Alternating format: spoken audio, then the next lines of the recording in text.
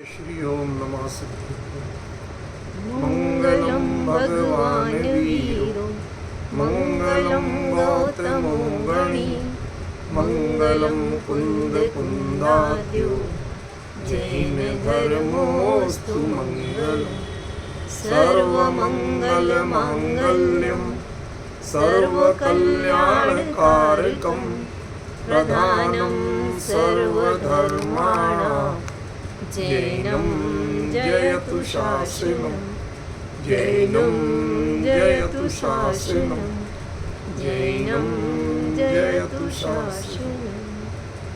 यह आचार्य मानसिंह स्वामी द्वारा विरचित आदिनाथ स्तोत्र प्रणाम भक्तामर स्तोत्र है। इसकी हम प्रत्येक रविवार को चर्चा कर रहे हैं। अभी तक इसके 4 छंद हमारे पूरे हो चुके हैं चर्चा में, उनको पढ़ लेते हैं, फिर 5वां जो अपना चल रहा है उसको आगे चलाएं। भक्तामर प्रणत मौलिमणि प्रभाण मोद्योतकं दलित पाप तमोवितानं सम्यक् प्रणम्य जिनपादयुगं युगादा वालम्बनं भवजले पतितां जनानां यः संस्तुतः सकलवाङ्मय तत्त्वबोधा दुर्धूतबुद्धिपटुभिः सुरलोकनाथैः स्तोत्रैः जगत्त्रितयचित्तहरैरुदारैः स्तोष्ये किलाहमपि तं प्रथमं जिनेन्द्रम् बोध्या विनापि विबुधार्चितपादपीठ स्तोतुं समोद्यतमतिर्विगतः त्रपोऽहम् वालं विहाय जलसंस्थितमिन्दुबिम्ब मन्याकैक्षति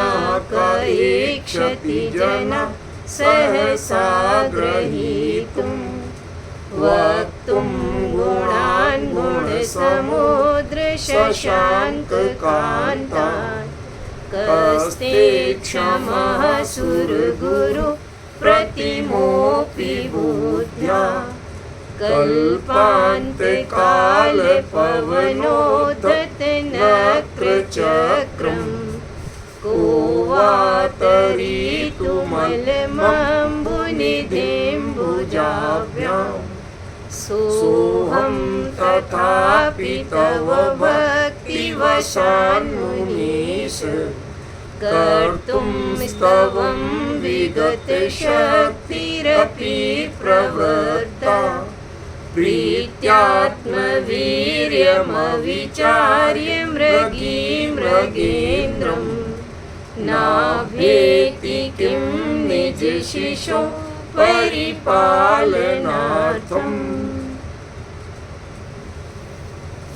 सोहम तथापि वैसा होते हुए भी, वैसा कैसा कि मैं उनके समान कहीं नहीं टिकता कि मैं आपकी स्तुति जैसा बड़ा कार्य कर सकूं। भुजाभ्याम, दोनों भुजाओं से, कमजोर भुजाओं से, वो दोनों आपको बता दिए थे, वो उसकी बात कर रहे हैं। तथापि वैसा होते हुए भी, दोनों भुजाएं कमजोर होते हुए भी, एक क्षयोपम की और दूसरे पौरुष की, ठीक है ना, दोनों कमजोर होते हुए भी मैं तव भक्ति वशान, आपकी भक्ति के वशीभूत होकर, मुनीश, हे मुनियों के स्वामी तीर्थंकर देव, तव स्तवम करतुम, आपकी स्तुति स्तव करने के लिए, विगत शक्तिरपि, शक्ति रहित होते हुए भी, प्रवृत्त हो गया हूँ। कैसे कि प्रीति के कारण आत्मवीर्यम अविचार्य, अपने बल को विचारे बिना, मृगेंद्रम नाभ्यति, मृगेंद्र से नहीं डरती। क्यों नहीं डरती है? निज शिशु परिपालना, अपने शिशु के परिपालन के लिए। ठीक है, अब ये शब्दार्थ तो हो गया, थोड़ी सी चर्चा भी अपनी एक दिन हो चुकी है, 1 घंटे। अब इसमें मैंने कहा था आपको कि भक्ति का स्वरूप आपको बता, ठीक है, वो चीज आज विशेष चलेगी। यद्यपि भक्ति विषय पर हमारी चर्चा 10 भक्ति के प्रकरण में बहुत पर्याप्त चल चुकी है, लेकिन यहाँ दृष्टि थोड़ी सी अलग। इस दृष्टि की बात मैंने बाबूजी युगल जी के लेखन में, आजकल उनके ग्रंथ का संपादन कार्य कर रहा हूँ, उसमें बड़ी बारीकी से अनुभव किया। एक और जहाँ हमारे ये चर्चा चलती है मुमुक्षुओं में कि भाई भगवान के सामने इधर उधर की बातें नहीं करना, सीधे उनको गुणों की गंभीरता की बात करना, तो बाबूजी ने एक जगह लिखा कि भगवान को उपदेश भी नहीं लेना। आपका कर्तव्य उस समय विनय का है, उपदेश का नहीं। आपको क्या क्या आता है इसका बखान करने का नहीं है। आप उनके गुणों की चर्चा करो, लेकिन वह एक विनय मर्यादा पूर्वक होना चाहिए। उसमें ज्ञान की अहंकार नहीं दिखे, पंडिताई नहीं दिखे। ऊपर में पॉइंट समझ में आ रहा? ये चर्चा आज बहुत अलग हटके है, इसलिए जरा ध्यान से सुनना सब लोग। सामान्य भक्ति वगैरह की बात थी ऐसा समझ के मत ले, सीरियसली ले,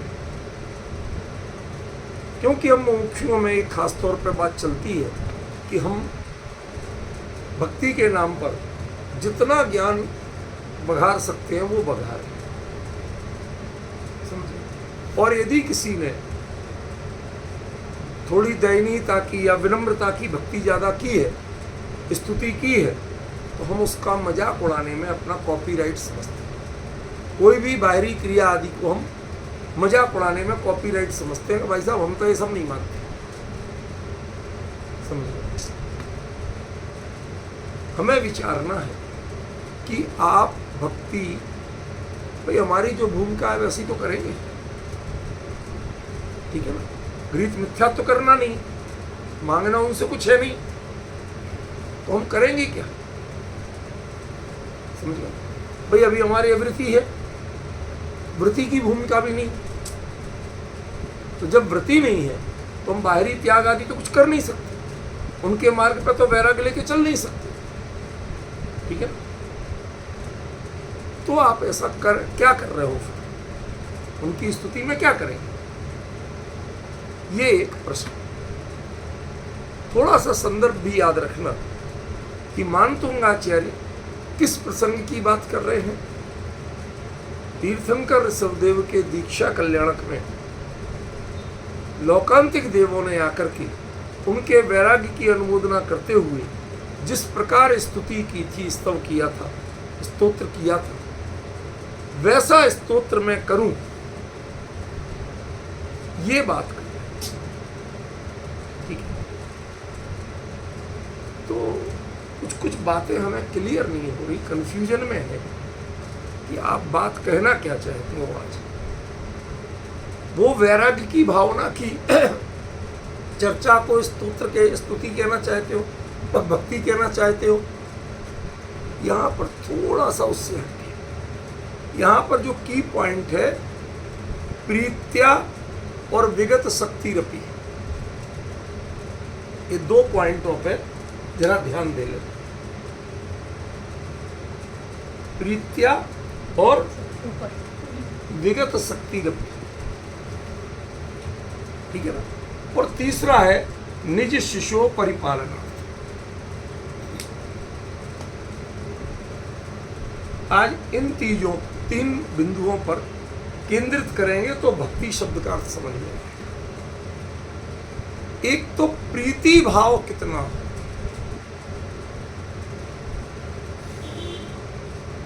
उसका स्वरूप क्या हो। जैसे मैं आपको एक स्थूल बात कहता हूं, अनंत भगवान के कोई किसी भी रूप में अभिषेक प्रक्षाल कुछ होता है क्या? अनंत भगवान के नहीं। नहीं होता। जो उनके होते ही नहीं है वो आप क्यों करते? तर्क में तो ये भी दिया जा सकता ना, फिर क्यों करते हो आप? अब आप उसको ये भी कहते हो साक्षात श्री अरिहंत के मानो निभन और शंकर, कहते हो कि नहीं कहते? तो जब साक्षात अरिहंत के होते ही नहीं है तो आप कर काहे को? तो मैंने बात समझ में आई। हमें ना हर बात की चर्चा चिंतन सब करना पड़े, बिना उसके काम नहीं किया। ठीक है ना? तो जब अनंत के वो चीजें होती नहीं है और आप वो काम कर रहे हैं, उसका कारण क्या है? उसका कारण है प्रीत्य। ये भक्ति जो है ये वीतराग भाव नहीं, ये राग भाव। और राग भाव में हम क्या देखना चाहते हैं? जैसे बच्चा है घर में, अब हम उसको नहलाते धुलाते सब तैयार करते हैं, जो अपने घर में अपनी ओर से बढ़िया कपड़े होंगे, ऋतु के अनुकूल कपड़े सब पहनाएंगे, तैयार करेंगे। ठीक है ना? अब उसके बाद में जो एक थोड़ा सा लेके उसके इधर लगा देते हो, वो क्या? हमारे यहाँ डठूला बोलते हैं। डठूला क्या है? ड ये है दृष्टि, दठ दृष्ट, ऊला रोकने वाला, दृष्टि दोष निवारक। दूसरों की जो बुरी नजर लगती है, अब देखिए आप कर्म सिद्धांत और अकर्तावाद को मानते हैं, भक्ति में नहीं चलेगा। ये आपकी घर गृहस्थी में चलेगी। आप मानते हैं कि किसी के कुछ नहीं होता, फिर भी करते हैं। पर जितनी चाहे पक्की मुमुक्षु अम्मा हो, फिर भी करती है। वो जरा सा लगाई, बहाना क्या करेगी? देखो कितना सुंदर लगता है ये बिंदी लग के, लेकिन लगाती उसी ने। समझ रहे? अब जब तुम अकर्तावाद मानते हो तो करते क्यों? कहते ये काम ज्ञान नहीं करता, विवेक नहीं करता, ये काम राग करता। प्यार करता है। ये गंभीर विषय है आज, बहुत महत्वपूर्ण विषय है। जितनी भी आप स्थापना करते हो, सामग्री चढ़ाते हो, तो वीतराग को न पूज्यार्थस्तु वीतराग। भगवान को तो पूजा की जरूरत ही नहीं है। क्या बढ़ता है उनके, बताओ? कुछ नहीं। अनंत चतुष्टय में से कौन सा भाव बढ़ता है? उन्हें मतलब ही नहीं है, तो आप क्यों कर रहे हो? पॉइंट समझ रहे हैं? जब भगवान को अष्टद्रव्य की ही जरूरत नहीं है, तो स्थापना, सन्निधिकरण, क्षमापन, इन सब की भी जरूरत नहीं की है। नहीं है तो काहे को करते? जब ये उनके व्यक्तित्व के अनुरूप कार्य नहीं है तो आप करते क्यों? हम इस पर तो तर्क करने तैयार हो जाते हैं कि भगवान का जब स्थापना, भगवान साक्षात विराजमान है तो स्थापना क्यों करे, ये क्यों करे, वो क्यों करे? तो भगवान के व्यक्तित्व में तो अष्टद्रव्य चढ़ाना भी फिट नहीं होता, उन्हें उनकी भी कोई जरूरत नहीं है। वो प्रोटोकॉल आपके भावों के लिए है, भगवान के लिए उनकी जरूरत नहीं है। बराबर। वो प्रोटोकॉल आपने बनाया है, भगवान उससे बड़े नहीं होते। आप अपने राग की पूर्ति के लिए ये सब कर रहे हैं, अपने को अधिकतम समय रोकने के लिए। नमन पूजन बुक जब लिखी थी कलकत्ता में, सबसे पहले उस पर चर्चा हुई थी, तो यही पॉइंट मैंने दिया था, अष्टद्रव्य की कोई जरूरत नहीं है। हम अपने आप को भगवान के पास अधिकतम रखने के लिए रोक के रखना चाहते तो उसके लिए हम बहाने खोजते। बच्चे को घर से बाहर नहीं जाने देना, शादी तय हो गई, आज तेरा फला बुलावा है, आज तेरा ढिमका बुलावा है, आज तेरा तेल है, आज पानी है, आज नाई नाई, आज ये होगा, आज वो। बाहर मत चलो जब तक शादी नहीं हो जाती तब। अब उसे ऐसे मना करें तो मानता है। तो हम अपने रागवश रोकने के लिए उसके लिए नेग चार करते, रोज कुछ ना कुछ। आजकल तो कुछ नहीं होता, जब पूछो पहले बहनें बुआ ये महीने महीने भर पहले आ जाती थी और रोज कुछ ना कुछ हो रहा। हमें अपने बचपन का अच्छी तरह याद है, घर में सबसे बढ़िया एक हरकारा मैं ही था। किसी को पूरे गांव में सैकड़ों घर में तो हमारा संबंध था। वो माँ एक लिस्ट बनी हुई थी, लेके पकड़ा देंगी, जा सबके यहाँ फला बुलावा है के आओ। अब मैं एक तरफ से साइड बनाता, उससे मैप बना लेता, इधर से घूमता उधर से पूरा चक्कर मारता हुआ घर में गए, घंटी बजाई, कुंडी खड़काई, आज फला बुलावा फला के यहाँ पे। बच्चे को ये लोग नहीं पहचाने तो बताना पड़ता था किसके यहाँ है। अब तो लोग आएंगे। अब मैं समझना चाहता हूं आपसे कि ये बुलावे होते क्यों थे। बच्चे को संस्कार चित्त पे दे रहे हैं कि भाई देख तेरा कुछ हो रहा है, तेरे लिए इतने सारे लोग इकट्ठे हुए। उसको उसमें नहीं बिठाते थे, लेकिन उसके लिए गीत गाए और बीच बीच में उसको कहीं चौक बनाएंगे, चौकी रखेंगे, नीचे ₹1.25 रुपए रखेंगे, छोटे मोटे ये टोटके होंगे और वो करके फिर उस पर बिठाएंगे। सम्राट अशोक ने अभी अपने अभिलेखों में लिखा है, एक महिड़ाओ बहुविधम शुद्धम च निर्थम मंगलम करो। मंगल बना टोटके, मंगल बना शुभ कार्य और मंगल बना टोटके। हमारे देश में महिलाएं बहुत प्रकार के टोटके करती हैं, क्षुधम च निर्थम, जो क्षुद्र हैं। कोई ऐसे भाई तुमने इतनी सी घास तोड़ के उसकी चौकी के नीचे रख दी, क्या मतलब है इसका? 4 चावल 2 बूंद हल्दी लेके 4 चावल चिपका दिए, क्या है? नहीं लगेंगे तो कुछ घट जाएगा वो। ₹1.25 रुपए बहन कहती हमारा नेक। तेरे घर में भूखे मर रही है जो ₹1.25 रुपए, नेक तो हमारा है, हम लेंगे। ये आप बताओ सच्ची होता था कभी? मैं आपको कुछ और रहस्य बताना चाहता हूं। ये सब चीजें अल्टीमेटली उसके चित्त पे संस्कार करने, उसको घर में रोकने, उसको यार दोस्तों और आवारागर्दी में जाने से रोकने के लिए। इसी प्रकार हमने जो अष्टद्रव्य और ये जो पूजा विधि जितनी चीजें जोड़ी हैं, ये इसको हमने शिष्टाचार मान लिया। आचार्यों ने भी कह दिया कायदे से, ये है क्या?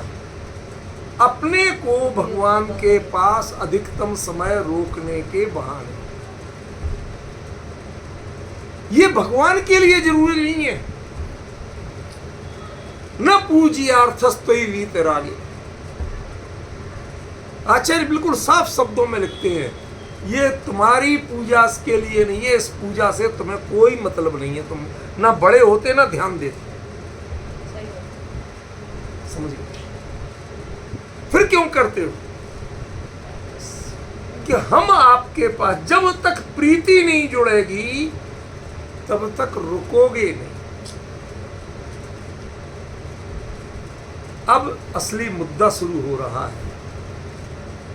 हमारे यहाँ कुछ लोग थे पहले बड़े जोर शोर से हर कार्यक्रम में सबसे आगे, दान देने में, जो कुछ करना, पूजा विधान सब में पूरा परिवार आ। अब एक दिन बात में निकल गया सहज मेरी चर्चा क्रम, भगवान तो अभी तरह गया, वहां जैन भगवान देते लेते कुछ है, कुछ नहीं लेते, बेवकूफ है जो हमारे। अब नहीं है, मर्जी तुम्हारी। ये बीच का रास्ता देखना है आपको। आचार्य ने कहा भोगों की आकांक्षा नहीं, लेकिन उनके गुणों के प्रति प्रीति। सही।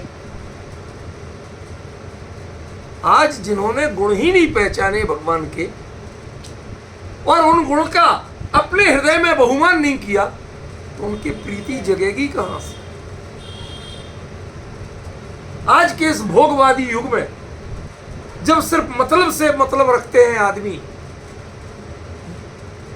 बच्चे माँ बाप से कहने लगे तो सब बच्चे करते हैं, अपने हर माँ बाप करते हैं बच्चों की देखभाल, तुमने कौन सा एहसान कर दिया? आप समझ रहे हो पीड़ा? माँ बाप को ये शब्द सुन के क्या गुजरती है? जब तक हृदय में उनके गुणों का अनुराग नहीं हो, गुणों की पहचान नहीं हो और वो गुण अपने लिए वास्तव में प्राप्तव्य नहीं लगे, मुझे यही चाहिए, तब तक उनके प्रति प्रीति नहीं जगे।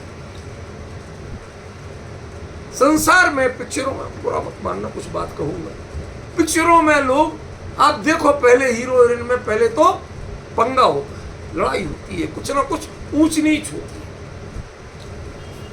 बाद में किसी चीज पे वो रीझ जाते हैं एक दूसरे के। तो प्रीति के लिए कोई आधार तो बनाना पड़ेगा, वरना सांसारिक स्वार्थों की प्रीति तो गृहीत मिथ्यात्व को जन्म देगी। वीतराग की उपासना, वीतराग की भक्ति, वीतराग का स्तोत्र वह गृहीत मिथ्यात्व के लिए नहीं हो सकता, इसलिए उनसे याचना तो की नहीं जा सकती, भोगों की आकांक्षा तो की नहीं जा सकती, सांसारिक अपेक्षाएं तो की नहीं जा सकती हैं।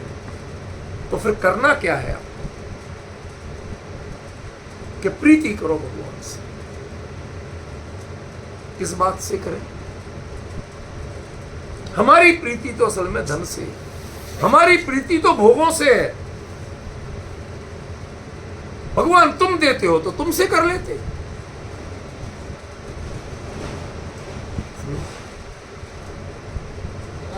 सच बताएं, और एक कवि ने बड़ा गजब की बात कह दी कि इस दुनिया में लोग भला नहीं चाहते हैं, ना भले को चाहते।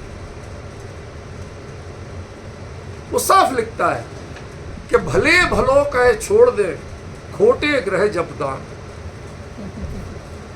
बहुत से ग्रह भले हैं, उनको कोई नहीं पूछता, कोई ना उनके जप करता है ना दान देता। शनि महाराज को शनिवार को चाहे तेल देना है चाहे जो देना, तो भैया अपने को ना हम उसका समर्थन कर रहे हैं, तो बात बता, वो उनके लिए करने को तैयार है। क्यों? या तो आप भय जगाओ तो हम करेंगे अपने को बचाने के लिए। बिल्कुल भाई लोगों की तरह है वो, जो बंबईया भाई लोग की तरह हैं बिल्कुल। पहले आतंक पैदा करो, नहीं माना तो समझ लो कवाड़ा कर देंगे, ढैया लग जाएगी। चलो भैया कल से तुम्हें पता है वहां तक पहुंच रहा है। मैंने कुछ दिन पहले लिख दिया था रूपल में, सच्ची में अपने ग्रुपों में लिख दिया, खासतौर पर यूनिवर्सिटी के में लोग बहुत बौखलाए पंडित लोग। मैंने कहा भाई अभी रिसर्च हुई तो शनि ग्रह पर किसी ने अपने हबल एक टेलीस्कोप है रिसर्च की, तो पता चला उस पर कुछ पानी के उपलब्धि उपस्थिति की सूचनाएं मिली। तो मैंने कहा पानी, अरे हमारे हिसाब से तो तेल मिलना चाहिए था, वो भी सरसों का। अरे सया हिंदुस्तान में करोड़ों करोड़ों लोग हर शनिवार को टनों तेल चढ़ाते हैं शनि महाराज को, कहाँ जाता है? तो जाता कहाँ है? हमने कहा इसमें जरूर कोई घालमेल है, ये सारे पंडितों ने तुम्हारे लिए उल्लू बनाया हुआ, तुमसे तेल लेके खुद पी जाते हैं, बेच खाते हैं। तो शनि महाराज को तेल नहीं चाहिए, चाहिए होता तो यहां तुम चढ़ाते और पहुंचता सीधा शनि ग्रह। वहां तो पानी मिला, तेल मिला ही नहीं। अब मेरे इस व्यंग्य का अर्थ समझ रहे? आपने भय से प्रीति की है आज तक, भोग मेरे ना छूट जाए इसका भय है। आप प्रीति प्रीति करने का आधार ही आज तक आपको पता नहीं। थोड़ी कड़वी बात कह रहा हूं, क्षमा करके चलना मुझे। वेद के एक वाक्य में आता है कि स्त्रियां जो नाचता गाता और ऊटपटांग हरकतें करता है, कहते उससे प्रेम करती हैं, उन्हें गुणी व्यक्ति, विद्वान व्यक्ति पसंद ही नहीं आता। ये वेद का वाक्य मेरे पास लिखा हुआ। आप भी बताओ, जितनी पिक्चरें देखते उसमें कोई शांत सुशील पढ़ने लिखने वाला बच्चा हो तो उसको लोग पंडित जी, बाबा जी, ब्रह्मचारी जी ऐसे कह के सब मजाक उड़ाएंगे। कहते इससे कौन बोले, समझ गए? कोई गुणी को पसंद नहीं करता, गुणों को पसंद नहीं करता, ऊट पटांग हरकतों पे सब प्रीति लुटाते हैं। ये हमारे व्यक्तित्व का एनालिसिस है, हमारे विचारों का ये एक्सरे है। समझ रहे? पहले प्रीति करना सीखो। और प्रीति, जिन शासन में प्रीति का एकमात्र आधार है, गुणेषु प्रीति। पहले उनके गुण पहचानो, अच्छाइयां पहचानो, और पहले अपने मन को भी अच्छाइयों के प्रति अनुरक्त बनाओ। आपके मन में इस अच्छाई की कीमत होनी चाहिए। हर माँ बाप अपनी बच्ची से डरता क्यों है कि तू किसी से मिल रही, नहीं मिल रही, क्या कर रही, क्या कर नहीं कर रही? तुझे समझ नहीं है, तू गलत के चक्कर में पड़ सकती। ऐसे ही जिन संसारी जीवों को वीतरागता की समझ नहीं, आत्महित की समझ नहीं है, उनकी प्रीति का आधार गुण नहीं होंगे, उनकी प्रीति का आधार भोग हो जाएंगे, भय हो जाएगा, लालच हो जाएगा, लेकिन गुण आधार नहीं।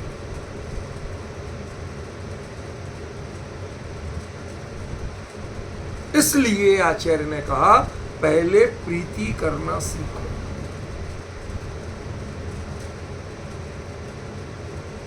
एक बात पूछो, नाराज तो नहीं हो? वो हिरणी जो है उससे कोई आशा है उस बच्चे से जिसके लिए जान देने को तैयार है? नहीं। कि बड़ा होगा, बहू लाएगा, सेवा कराएगा, मेरे लिए कमा के लाएगा, मर्सिडीज में घुमाएगा। 1% भी आशा है कोई? फिर प्रीति किस बात की कर रही है? कि तुम लोगों ने, जो मनुष्य हो, अपने आप को समझदारी का ठेकेदार कहते हो, तुमने तो प्रीति करना सीखा ही नहीं। तुमने जितनी प्रीति की वो क्षुद्र स्वार्थों से की है। प्रीति तो निस्वार्थ है। ये मेरा है बस। हम वीतराग कुल में जन्मे और वीतराग भगवान मेरे हैं। ये वीतरागता की स्तुति करना, इन गुणों का आराधना करना, ये मेरा कर्तव्य है। बचपन से जिनको ये प्रीति करना नहीं सिखाया गया, हमने ये पाठ तो सिखाना शुरू कर दिए। एक द्रव्य दूसरे द्रव्य का कर्ता नहीं है। हर द्रव्य में 6 सामान्य गुण होते हैं, उनका ये समझो वो। ये पढ़ा पढ़ा के हमने बच्चों को तर्कशील बना दिया। मैं इन बातों को बुरा नहीं कह रहा हूँ, मैं कहाँ इफेक्ट गलत क्या आया वो बता रहा हूँ। तर्कशील तो बना दिया, वो भगवान के मामले में भी तर्क कर रहे जाएंगे। भगवान देते तो है नहीं, जाके क्या हो, काहे को जा, क्यों करना? दरअसल आपको उनके गुणों के प्रति अनुराग पैदा करना हो।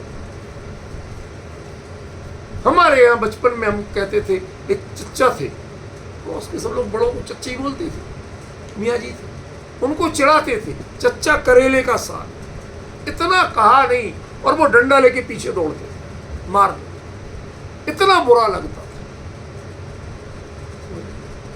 कई दिन बाद हम लोगों ने देखा चच्चा बाजार से करेले लेके आ रहे। अब तो पीछे पड़ गए हम बच्चे, अरे चच्चा करेले था। कहते बेटा अब क्या करें, डॉक्टर साहब ने बताया है लेना पड़ेगा, नहीं तो तुम बचोगे। डिफरेंस समझो। उसके गुण को उन्होंने पहली बार स्वीकार किया। न केवल गुण को पहचाना और स्वीकार किया, बल्कि अपने हितकारी स्वीकार किया। तो जिन करेलों को जीवन में नाम तक सुनना पसंद नहीं था, अब वो करेले चुन चुन के लाए जा रहे हैं। डिफरेंस नहीं। ऐसे ही जिन गुणों की आपको कभी प्रीति नहीं हुई, वो गुण तुम्हारे लिए हितकारी हैं। वो वीतरागता, वो जगत से निष्प्रहता आपके लिए हितकारी है। ये भगवान यदि तुम्हारे कर्ता धर्ता बन जाए, तुम जीवन में कभी उन्नति नहीं कर पाओ। इसलिए आपको प्रीति करना सिखाई गुणों से। इस छंद में इस स्तोत्र का अधिकारी कौन है कि जो गुणों से प्रीति करना जानता है, जो भोगों का व्यापार करना चाहता है, उसके लिए कुछ भी लुटाने को तैयार है, वो इस स्तोत्र का पात्र नहीं। पात्र कौन है? जो गुणों से प्रीति करना जानता है, जिसके अंदर में उन गुणों की ललक है, बहुमान है, उसके लिए कुछ भी करने को तैयार है। मुझे कभी कभी इन, चाहे गुरुदेव के अनन्य भक्त हों, चाहे मुनिराजों के अनन्य, आज के जैसे भी हैं, उनके अनन्य भक्त हों, उन पे कभी कभी ईर्ष्या हो। ध्यान रखना, मेरा बचपन का आदर्श वाक्य है, दूसरों की दया के पात्र मत बनो, ईर्ष्या के पात्र। ईर्ष्या होती है राइवल्स में, जो आपसे आगे बढ़ता है। जो आप नहीं कर सके और दूसरा कर लेता है, तो ईर्ष्या होती है। समझ गए? तो ईर्ष्या होती है कभी। किस बात पे? वो भी जानते हैं बेचारे कि आज के मुनिराज उसके अनुरूप आचरण नहीं कर रहे जैसा शास्त्र में लिखा। लेकिन चलो, घर तो छोड़ा, तुमसे हो जाएगा, तुम रह लोगे सर्दियों में गर्मियों में। ऐसे कुछ तो कर रहे हैं, कुछ तो है। ऐसे ही बहुत सारे लोग जिन्हें ज्ञायक भगवान आत्मा का स्वरूप समझ में नहीं, किसी ना किसी कारणवश, चाहे माता पिता, वो गुरुदेव के अनन्य भक्त बने। कई लोगों को हमने देखा जिन्हें पूरे 1 घंटे चर्चा सुनते हैं गुरुदेव श्री का मंगल टैप प्रवचन, 1 घंटा सुनने के बाद एक आध बात कुछ सुने, हाँ गुरुदेव ने बताया तो था ऐसा, ये दाखला दिया था, बस वो दाखला पता रह गया और ज्यादा तो समझ में नहीं आया बताएंगे। लेकिन वो जुड़ाव है। हम लोग तो मुमुक्षु हैं, हम तो ज्ञायक की चर्चा करने वाले हैं। जब तक उस चीज से किसी ना किसी रूप में जुड़ाव नहीं होगा, उसका बहुमान नहीं होगा, तब तक आपका राग अन्य विषयों को छोड़ के उनसे प्रीति नहीं करेगा। इसलिए इसमें की पॉइंट है प्रीति। पहले प्रीति जगाइए हृदय में, वीतराग के प्रति, उनके गुणों के प्रति, उनकी साधना के प्रति पहले प्रीति जगाइए। थोड़े रफ शब्दों में कहे तो भगवान से प्यार करना सीखो। अच्छा, यद्यपि हमारा धर्म वीतरागता सिखाता है, लेकिन पहले वीतरागता के प्रति राग करना सीखो। वीतराग के प्रति यदि आपने वैराग्य का भाव रखे रहे, तो कभी इस धर्म में आप धर्मात्मा नहीं बनोगे। भाई साहब, बड़ी ही निष्प्रयता से मैं लोगों के रिश्ते छोड़ रहा हूं, जिनके घर में कुल जैन का, उनके सगे संबंधी माता पिता, कई लोग बड़े बड़े धार्मिक रहे, प्रभावक रहे, तो कोई शंकर जी को दूध चढ़ा रहा है, कोई फला जगह जा रहा है, कोई ढिमका जगह जा रहा है। बड़ी पीड़ा होती।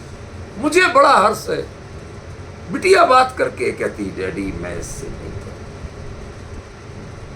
ये फला जगह जाता है, वीतराग भगवान को नहीं मानता। अरे तू रोज नहीं जा मंदिर, हमें एक बार बर्दाश्त हो जाएगा, लेकिन वीतराग के अलावा राग को मत मान, रागी को मत पूछ। तब कहीं लगता है हृदय में कि हाँ, हम भी पूंजीपति हैं, हमारे पास ऐसे संस्कार वाले बच्चों की पूंजी। इस बात को देख के हजार बातें संसार में होती रहती हैं, सब भुला के एकदम बच्चों के प्रति बहुत प्यार, बहुत गर्व उमड़ता। अब आप देखिए, क्या आप ये संस्कार अपने को भी दे पाए? बच्चों में तो बहुत दूर की बात है।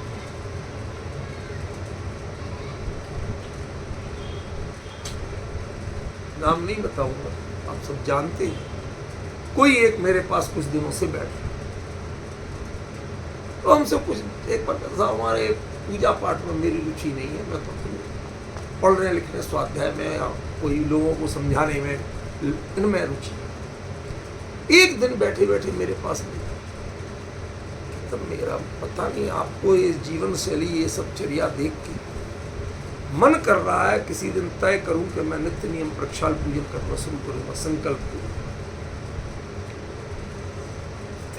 कभी कैसे स्थिति हो, हारी है, बीमारी है, ये है, वो है, आप कैसे तन्मयता से करते हैं। मैं कभी पीछे जाके 2 मिनट खड़े देख के आता हूं, आपको कोई अंतर ही नहीं। और चीजों में आप बता लोगे कि कहीं थकान है, लेकिन वहां कुछ आपको लगता ही नहीं। न तत्व चर्चा में आप प्रमादी बनते हैं, न उसमें प्रमादी बनते हैं, और बल्कि ये कहते हैं इनसे मुझे एनर्जी मिलती है। हमें लगता है कि अभी भी मेरा हौसला बाकी है, थका नहीं हूं मैं, उम्र हावी नहीं हुई है। उम्र के कारण बहुत सी चीजों में, भोजन में कमी आ गई, बाहरी प्रवृत्तियों में कमी आ गई, लेकिन इसमें कभी थकान नहीं है। इससे उल्टी ऊर्जा लगती। क्यों? प्रीति। इस तत्व के प्रति, इस तत्व के प्रतिपादकों के प्रति मेरे हृदय में अपार प्रीति। पवन जी सच कहता हूं, जब एक दिन बिटिया ने आके कहा डैडी इससे मैं नहीं कर, वो लोग तैयार बैठे, हाथ जोड़ रहे, मैं नहीं करूं। डैडी आपने वो दर्शन करना तो वीतराग के करना, कल के दिन ये रागी के मंदिर में ले जाने की मेरे से जिद करेगा और मैं नहीं जाऊं। ये तू मैं कल, मुझे नहीं चाहिए। डिफरेंस, मुझे जितना मन में प्यार उमड़ा, उसके बहुमान उमड़ा। अरे बेटा तुमने मेरे को ख्याल कर। हम तो मजबूरी में एक बार थोड़ा वो सोच भी लेते, चलो भैया अब जो है सो, लेकिन नहीं, गर्व से जाऊंगी तो किस जाऊंगी, वीतराग के दरबार में उनके दर्शन करने जाऊंगी। कितनी देर करूंगी ये मुद्दा नहीं है, मुद्दा ये है कि उनके अलावा मुझे कोई दूसरा स्वीकार नहीं है किसी के सामने, ये माथा झुकाना स्वीकार।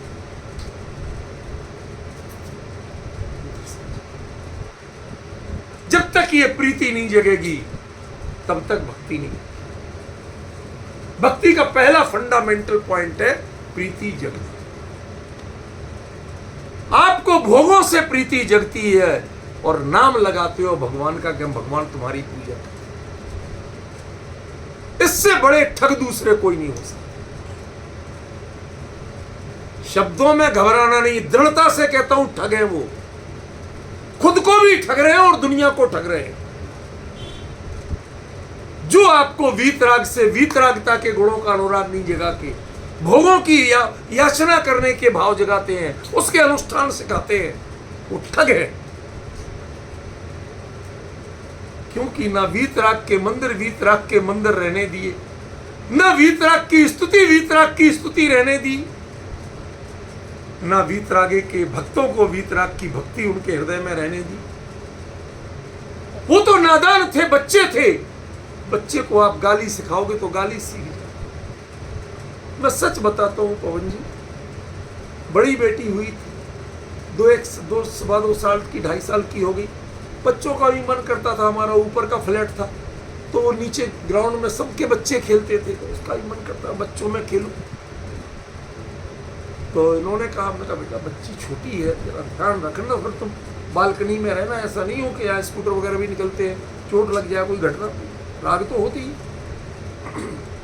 इन्होंने भेज दी। तीसरे दिन मैं यूनिवर्सिटी से लौटा, वो बच्ची भी खेलते हुए झट से लौट आई है, डैडी आए, डैडी आए। अच्छा लगा, मैं उसे स्कूटर नीचे खड़ा करके गोदी में लेके आया। अब वो बड़े इत्मीनान से 2-3 बड़ी जोरदार गालियां सुना। सच्ची बात बता रहा हूं, इन्हें पता अच्छी। ये क्या हुआ? मुझे बुरा लगा, एकदम अच्छा लगा। बच्ची रोने लगी, भाग के इनके पास गई, डैडी ने मारा। क्यों मारा भैया तुमने? इतनी गंदी गाली दे रही थी, किसने सिखाई इसे? बच्चे देते सिखाई हुई, बच्चे को क्या पता इसका अर्थ क्या? शब्द दे रखिए, बच्चे को अर्थ नहीं पता उस गाली का, वो दूसरे बच्चों से सीख आई है। मैंने कहा कल से चाहे मैं घर पे इसके साथ रोज 1 घंटे खेलने को तैयार हूं, खिलौने लाने को तैयार हूं, जो कहो वो करने को तैयार हूं, अपना लिखना पढ़ना छोड़ने को तैयार हूं, लेकिन जहां ये गालियों के संस्कार, गालियों के शब्द सीखे जाते हैं, वहां बच्ची को छोड़ने को तैयार।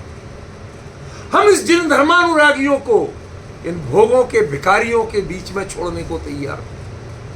मेरा बस चले यदि तो प्रतिबंधित कर दूं ऐसे सारे, चाहे वो किसी पद के धारक हो, जो वीतराग के अनुयायियों को राग की बातें सिखाते हैं, भोगों की याचना सिखाते हैं। अरे वीतराग से राग करना सिखाओ, वीतरागता से राग करना सिखाओ, लेकिन भोगों से राग करना सिखाना ये तो गृहीत मिथ्यात्व है, अनंत संसार के बंध का कारण है और वीतराग की घोर विराध। ये प्रीति नहीं है, ये प्रीति नहीं। यहां बात आचार्य ने प्रीति की। किसमें प्रीति हो, अनुराग किसमें हो? गुणेषु अनुराग। जिन शासन में कहा है गुणों में अनुराग चाहिए। पहले तो गुण की पहचान चाहिए, फिर गुणों में हित बुद्धि चाहिए, ये मेरे भले के लिए है। इतना अच्छा लगे कि आप उनसे दिल हार बैठे। क्षमा करना शब्दों को थोड़ा बोल रहा हूं, मन हार बैठे और उनसे प्रीति जुड़ जाए। राग का विषय जैसे भोग बनता था, वैसे राग का विषय विराग बनता,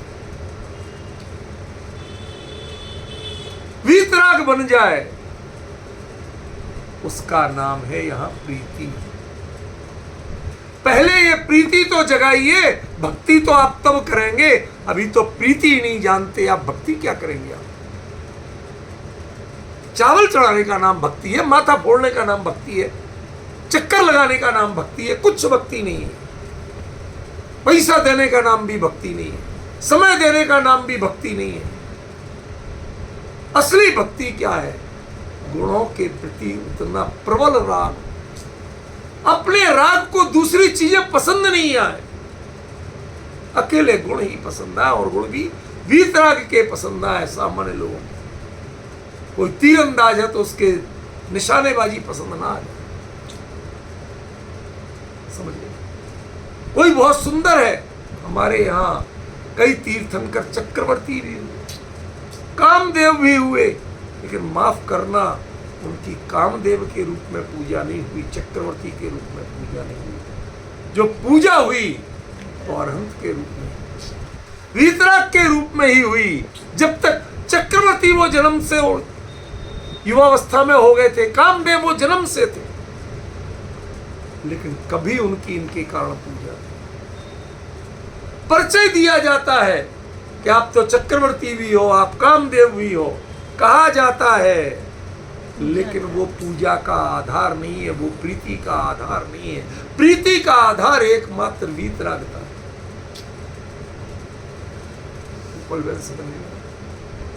इसलिए पहले तो उन लोगों को दंडित किया जाना चाहिए, जिन शासन से बाहर किया जाना चाहिए, जो लोग वीतराग की भक्ति के नाम पर भोगों की भक्ति सिखाते हैं, खुद भी स्वार्थ साधते हैं और चेलों को सदमाते हैं। नहीं रहे इतने वक्ता, कोई खतरा नहीं है, नहीं चाहिए हमें इतने पंडित, बिना पंडित के भी चल लेंगे, बिना पद धारक के भी चल लेंगे, हम जी लेंगे, लेकिन पद धारक होके, पंडित होके, और तुमने यदि हमारी श्रद्धा को, हमारे उपयोग को, हमारी प्रणति को, हमारे राग को वीतराग के चरणों में, वीतरागता में समर्पित करने की जगह भोगों में समर्पित किया, याचना में समर्पित किया। जिस कुल का व्यक्ति कभी याचना नहीं करता, जैनी सो याचे नहीं और याची जैनी ना। इसलिए पहले समझना पड़ेगा कि भक्ति कहते किसे। भक्ति का पहला पॉइंट है प्रीति, और प्रीति का पहला पॉइंट है सिर्फ गुण। और यदि अन्य किसी के प्रति कोई और चीज बीच में दिखती है, मैं एक बात पूछता हूं, समोसरण में सब लोग भगवान के पास ही बैठते हैं? नहीं। डिस्टेंस भी तो, जब लाखों लोग बैठना तो डिस्टेंस भी तो होता होगा। सब उनके पास ही बैठते हैं। क्यों? क्योंकि बीच में कोई दिखता ही नहीं हो, हर किसी को भगवान ही दिखते। तो बताओ दूरी किसकी थी? जब मेरी नजर में और मेरे भावों में भगवान के अलावा कोई नहीं है, तो बताओ दूरी कितनी है?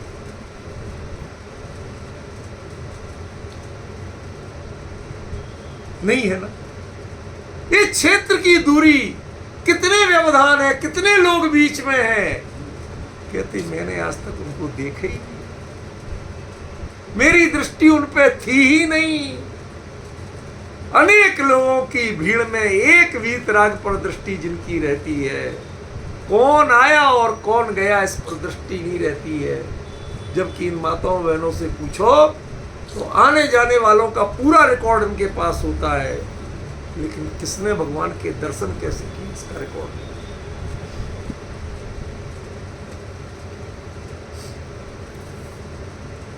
मैं आपको सच्ची बात बताऊं, एक दिन रात को लगभग 2 बजे, यद्यपि भाव राग का हो कुछ नहीं, मुझे स्वप्न में कुछ ऐसे ही दिखा मंदिर का। मैंने कहा मुझे अच्छा नहीं लगा, मुझे तो मंदिर देखने जाना है। तेज ठंड थी, रात को 2 बजे कोहरा हो रहा पूरा जमा हुआ, और मैं इनको उठाया, कपड़े पहनाए, अपना शॉल वॉल ओढ़ के, मफलर बांध के, रात को 2 बजे चाबी लेके मंदिर खोला। मंदिर शीशे से उधर से लाइट जला के देखा, दर्शन किया, सब कुछ शांत भाव से। क्यों? सिर्फ इतना हुआ था, सिंहासन पे भगवान नहीं दिखे, और कुछ नहीं।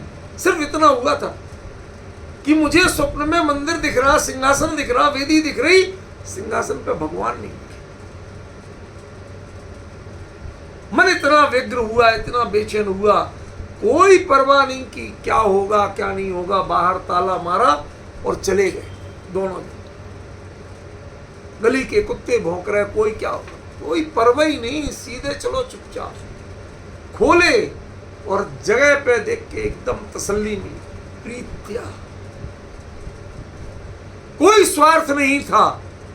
आप जानते इस मंदिर में कोई बिजनेस है ही नहीं, समझ गए। उसके बावजूद प्रीति कितनी,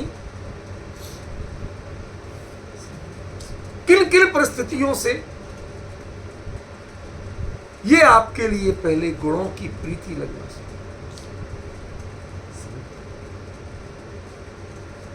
हमने किसी से पूछा था कि भाई यहाँ मंदिर बनने में डिस्टरबेंस है, कुछ आप हमें बताओ, योग है नहीं है? नहीं है तो हम लोगों का पैसा जो लाए वो दे के वापस करें, बंद करें, विकल्प ही छोड़े। हमने कहा कि मंदिर बनाना क्यों चाहिए? हमने कि नित्य नियम प्रक्षाल पूजन, अपने अंदर के जो नियमित भक्ति भाव हो उसके लिए क्या प्रक्षाल पूजन शुरू करो, मंदिर बन जाएगा। मैं कहीं बाहर था, वहां बात हुई, वहां से लौटा, अहिंसा स्थल होके अपने घर आता, अहिंसा स्थल पे ऑटो रुकवाया और उससे कहा भाई अभी आ रहा हूं और आज के बाद रोज प्रक्षाल पूजन नहीं। जानते थे दर्शन करने वहीं जाते थे, क्योंकि यहाँ तो था नहीं। प्रक्षाल पूजन करेंगे, उसी टाइम पे आएंगे तुम। फिर उसके बाद में लगभग कई 5-7 साल लग गए, 3 साल। उतने समय में सर्दी हो, गर्मी हो, बारिश हो, हर मौसम देखा अपने धोती दुपट्टे में छत पे खड़े हो के जो भगवान के प्रक्षाल करके पूजन कर रहे। ओ तन्मयता, किसी का पता नहीं कौन आ रहा, कौन जा रहा, कौन क्या कर रहा, मतलब होगी शुद्ध विधि से, और वो वहां प्रक्षाल की चर्चा गूंजेगी तो वीतरागता की गूंजेगी, राग की भोग की चर्चा नहीं। मैंने उनसे कहा भाई 10 लक्षण में यहाँ कोई स्वाध्याय नहीं होता। पंडित जी को दक्षिणा कौन देगा? मैंने कहा बिना दक्षिणा के मिल जाए तो कि आने जाने का देना पड़ेगा। कि आने जाने का भी नहीं लगे तो, कहते खाने पीने की व्यवस्था कर, वो भी नहीं करना पड़े तो बुला लो। हमने कि आ जाऊंगा, अपने साधन से आ जाऊंगा, अपना घर है, तुमसे भोजन नहीं चाहिए, मार्ग में नहीं चाहिए, दक्षिणा नहीं चाहिए, लेकिन चर्चा खरी चलेगी, चर्चा में समझौता नहीं चलेगा। समझ गए? ये ऐसे जब तक अंतरंग में हमें प्रीति लगी है पैसे से, और बनते जिनवाणी के विद्वान हैं, और नजर रहती है लिफाफे पे, उसकी मोटाई पे नजर रहती है, कहां से कितने मिले उस जगह जाने पे भाव ज्यादा होता है। ये ठग लोग हैं और कुछ नहीं है, किसी और को नहीं ठग रहे, अपने लिए ठग रहे। और समाज के लोगों को, नए सीखने वालों को, नए विद्वानों को ये चीज सिखाई जा रही है। ये संकुल जिन धर्म के, अध्यात्म के संकुल नहीं है, जो पैसे की निर्माल्य लेना सिखा रहे हैं, वो ठगी के संकुल है, वो ठगी विद्या सिखा। अरे कम से कम 2 को तो छोड़ दो, एक जिनवाणी की आराधना और एक वीतराग की भक्ति, इन 2 को छोड़ दो। तुम क्लास लो, नौकरी करो, मंदिर समाज कहीं की कुछ करो, हम उस पर विरोध नहीं करते, कोई कमेंट्स नहीं करते। कम से कम इन 2 की लिए छोड़ो। 2 तो तुम्हारी रिश्ता रहना चाहिए, 2 से तुम्हारी प्रीति रहना चाहिए, एक जिनवाणी से और एक जिनेंद्र देव से। ख्याल, ये इसका की पॉइंट है, प्रीति। और प्रीति की पहचान कब होगी? आत्मवीर्यम अविचारी, आत्मवीर्यम अविचारी, जो तुम में ताकत है कि नहीं ये सोचने का मौका नहीं दे, आपकी क्षमता पर हावी होके बात कर। समझ में? आपकी क्षमता कितनी है ये मुद्दा नहीं है, उससे आगे बढ़ के बात करें। क्यों भाई साहब? घर बनने के लिए कर्ज लेते हो, बैंक से लो। गाड़ी लेने के लिए लेते हो। कोई ऐसा 30 मार्क का बताओ जिसने मंदिर बनाने के लिए बैंक से लोन लिया, जिसने जिनेंद्र देव विराजमान कराने के लिए बैंक से लोन लिया हो। 31 मार्क का बताओ, ये कब होगा? मेरी हिम्मत नहीं है, कर्जा लेके कर लेंगे, पर भगवान तो विराजमान होना चाहिए।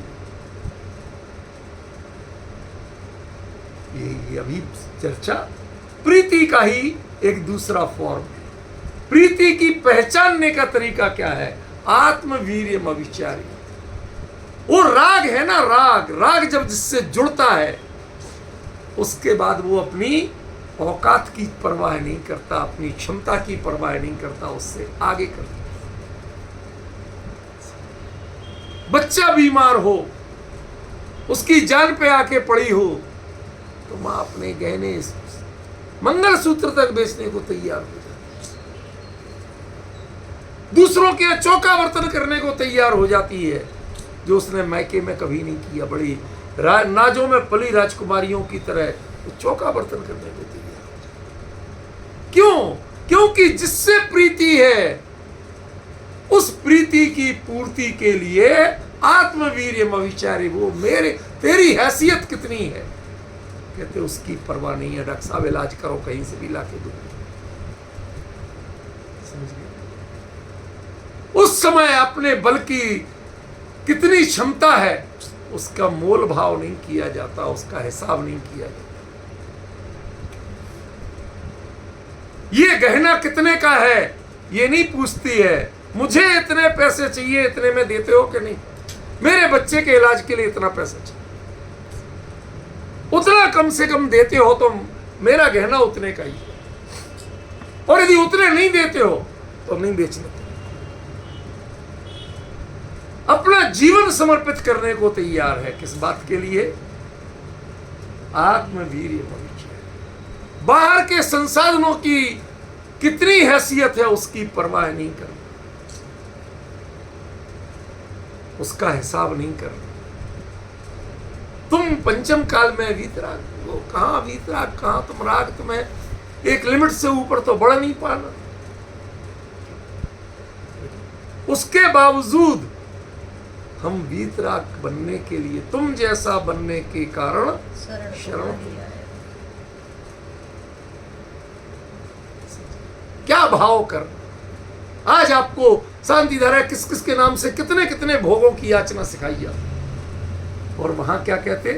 तुम जैसा बनने के कारण सर्व जग की मान प्रतिष्ठा को भी करना मुझको स्वाहा, परलक्षी सभी वृत्ति को करना मुझको स्वाहा। एक बार तो विचार करो, ये प्रीति में आत्मवीर्य को, अपने बल को, अपनी हैसियत को जो इग्नोर करके आगे बढ़ना चाहता है वही भक्ति कर सकता है। जो अपने बल को तौलता है, हिसाब किताब लगाता है, वो भक्ति नहीं कर सकता।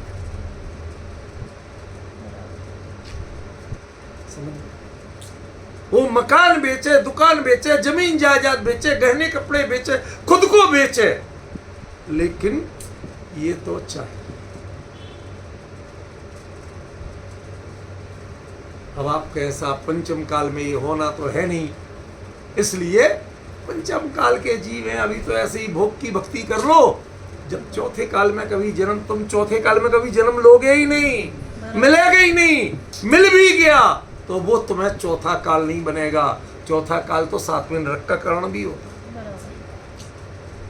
तुम ये बस सोच लेना कि उसमें सब अच्छी इच्छा होता है। जो सातवां नरक कभी नहीं जा सकते हो आप, वो चौथे काल से जा सकते। समझ गए ना? इसलिए उसको बहुत अच्छा मत मान लेना। क्या मतलब, मैं जो चीज कहना चाहता हूं, पता नहीं आप लोग उसको पकड़ पा रहे हैं कि नहीं। एक, सबसे पहले बचना भोगों की याचना से, अपेक्षा से, आकांक्षा से, सिर्फ गुणों के प्रति, और गुणों की पहचान करके इतनी प्रगाढ़ता बनाओ, इतनी प्रगाढ़ता बनाओ कि उनसे प्रीति हो जाए। और प्रीति भी कितनी बढ़े। आजकल तो हर प्रीति में ब्रेकअप होने के लिए बहुत छूट है। आज प्रीति, कल ब्रेकअप। सच बताइए, झूठ कह रहा हूं, ये फैशन हो गया। लेकिन जो प्रीति आत्मवीर्य में विचारे, अपनी हैसियत को भी भुला दे, अपने को परमात्मा के साथ इतना जोड़ने को विवश कर दे कि विगत शक्ति रपी, पता है कि मेरी हिम्मत नहीं है, हैसियत नहीं है, उसके बावजूद एक बार तो हिम्मत जुटाओ कि तुम जैसा बनने के कारण शरण तुम कर।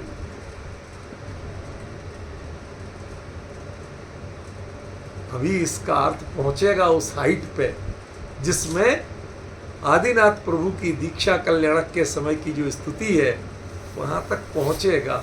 अभी तो इसके उन कुछ प्रमुख बिंदुओं का परिचय देके उनका अर्थ कर रहा हूं। और मैं पहला था प्रीति, सिर्फ उसका अर्थ हुआ। आत्मवीर्य में विचार, विगत शक्ति रपी, इनका अभी चलेगा। ये छंद इतनी जल्दी समाप्त होने वाला नहीं है, धोखे में मत रहो। समझ गए ना? कितने हफ्ते चल जाएगा कुछ पता नहीं है, सप्ताह में एक दिन तो होते ही। लेकिन इसके द्वारा आप ये पहचानना कि वास्तव में भक्ति किसे, जो भक्ति पे आप 10-12 घंटे सुन चुके हैं ये उससे अलग चीज अलग है। इसके कॉन्सेप्ट अलग है, उनको पहचानिए। मान तुमने भक्ति किसको कहा, भक्त किसको कहा, वो पहचानिए, तो हमें पता तो चलेगा कि आचार्य कहना क्या चाहते हैं और उनके इस स्तोत्र का हम कहाँ दुरुपयोग करें। ये जो आपको फतवा दे दिया गया है कि 48 दिए जलाओ, ये करो वो करो, इन कर्मकांडों में आपको उलझा दिया गया है, गृहीत मिथ्यात्व में उलझा दिया गया है। जो परम वीतरागता का वैराग्य का स्तोत्र है उसको भोगों की आकांक्षा में उलझा दिया गया है। इससे बड़ा अनर्थ इसके साथ दूसरा नहीं हो सकता। इसलिए इसका गहराई से अर्थ करना जरूरी है। इसलिए एक एक पॉइंट पर पूरा व्याख्यान होगा, बड़े शांति से सुनिए। 7 दिन में एक दिन सही, लेकिन एक दिन फिर वो प्रवचन सार नहीं चलेगा, फिर तो भक्तामर ही चलेगा। उसमें जो कहा गया वही भाव चलेगा। फिर प्रवचन सार का आपस में टकराव यहाँ मत कर, वो है, ये है, इसको समझें। आज भक्ति की इतनी चर्चा की, अभी कम से कम 2 या 3 घंटे तो भक्ति चलेगी। समय आएगा उसकी भी चर्चा होगी, समय पूरा होगा।